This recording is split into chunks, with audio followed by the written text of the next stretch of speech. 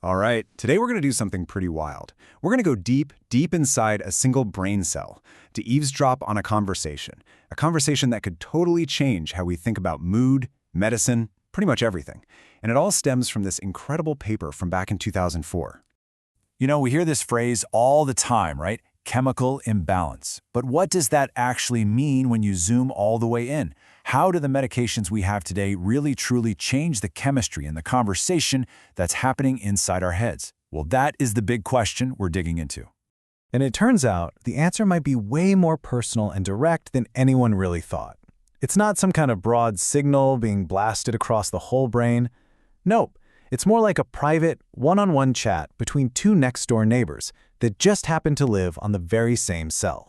Okay, so to get to the bottom of this, we've got to start with a huge mystery in neuroscience, this whole idea of a serotonin imbalance.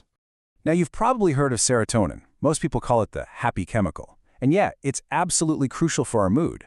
But it's probably better to think of it like a messenger, a little courier delivering really important instructions all over the brain. See, the message itself is only half the story. How that message gets received, that's everything. And that brings us to our two main characters for today, the 5-HT1A receptor and the 5-HT2A receptor. Think of them like two different mailboxes for serotonin's messages. For decades, the leading theory was that in mood disorders, something's off with these mailboxes. There's an imbalance. Maybe one is getting too much mail and the other isn't getting enough. But here's the thing. That was always kind of a vague idea. How do they actually influence each other? Is it this super complex chain reaction that happens across different parts of the brain? Or could it be something way simpler, something happening up close and personal? That's the exact question these researchers wanted to answer. So the very first step was just some good old-fashioned detective work. The researchers had to figure out where these two receptors actually live. Are they even in the same zip code? And boom, this slide right here, this is the smoking gun. It's amazing. They used this special staining method to color the 5-HT1A receptors a kind of blue-gray. Then, they stained for the 5-HT2A receptors in brown. And just look at that. You can clearly see the same cells have both colors. This was the first piece of hard anatomical proof. They aren't just in the same neighborhood, they're literally living in the same house. So you might be wondering, was this just a lucky find? A fluke? Not even close. Take a look at this table from the study. In the brain regions they examined, a mind-blowing 95 to 97% of the neurons that had one type of receptor also had the other. This isn't the exception, folks. It's the absolute rule. They are almost always together. And where this is all happening, well, that's incredibly important too. These pictures show that this co-housing is happening on neurons that produce oxytocin, the bonding hormone, and also CRF, which is a major player in our body's stress response. So these neighbors are living in some very important neural real estate. Okay, so we've established the roommates, but that brings us to the million-dollar question.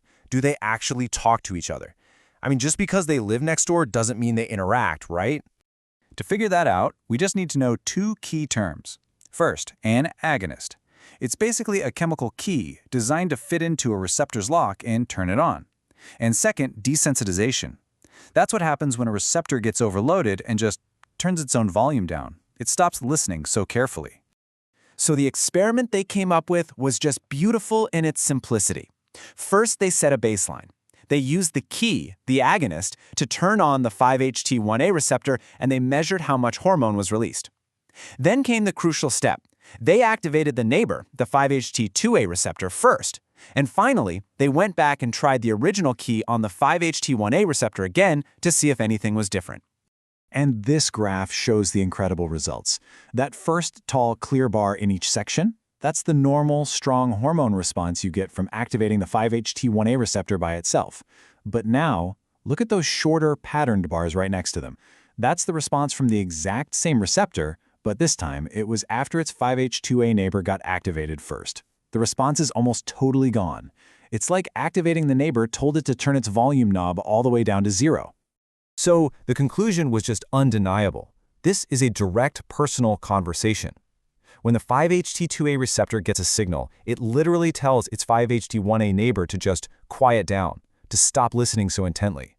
It is direct crosstalk happening on one single cell. Okay, so why is this such a big deal? This isn't just some neat little cellular trick. This discovery has some really profound implications for how we think about and how we treat mood disorders. What this research did was take that vague imbalance theory and turn it into a real physical mechanism. It helps us understand why combining certain drugs can work so well. They might be managing this internal conversation more effectively. And this opens up a whole new strategy for developing smarter drugs, ones that don't just shout at one receptor, but actually try to modulate the conversation between them. It just proves that our neurons are so much more than simple on-off switches. You know, this discovery was kind of like finding the Rosetta Stone for one single tiny conversation in the brain.